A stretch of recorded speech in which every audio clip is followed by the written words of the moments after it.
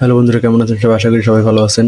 Honours চতুর্থ বর্ষের প্রশ্ন কিভাবে পাবেন, পুরাতন প্রশ্নগুলো বিশেষ করে 18, 19, 20, 21, 22 সালের, সেগুলো আজকের ভিডিওতে দেখাবো। তাহলে ভিডিওটি শুরু করা যাক।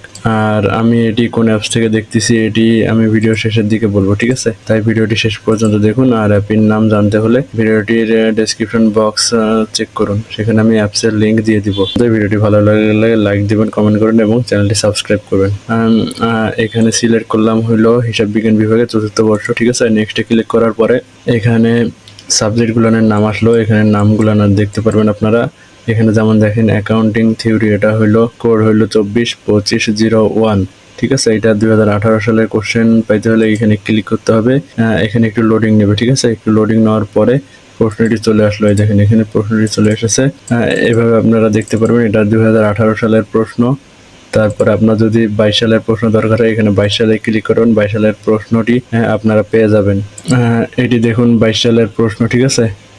এভাবে আপনারা এখানে সকল বিষয়ের আর কি কোশ্চেনগুলো পাবেন।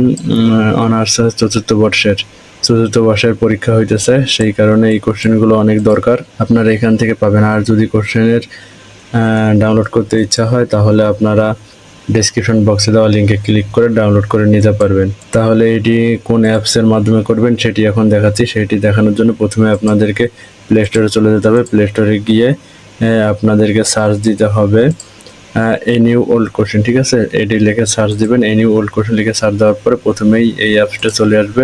এই যে লাল রঙের লোগো, এটি দেখবেন। অ্যাপসটা ইনস্টল করবেন, করার পরে অ্যাপসটি ওপেন করবেন। অ্যাপসটি ওপেন করলে একটু লোডিং নেবেন, নেওয়ার পরে এখানে অ্যাপসটি ওপেন হয়ে যাবে। ওপেন হওয়ার পরে এখানে যে অনার্সের প্রশ্নসমূহ এখানে ক্লিক করবেন, করার পরে এখানে আপনার যেই সাবজেক্ট সেই সাবজেক্টটি এখানে লিখবেন।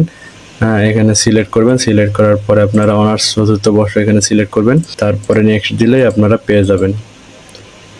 তাহলে ভিডিওটি এই পর্যন্ত। ভিডিওটি ভালো লাগলে লাইক দিবেন, কমেন্ট করবেন এবং চ্যানেলটি সাবস্ক্রাইব করবেন। ধন্যবাদ।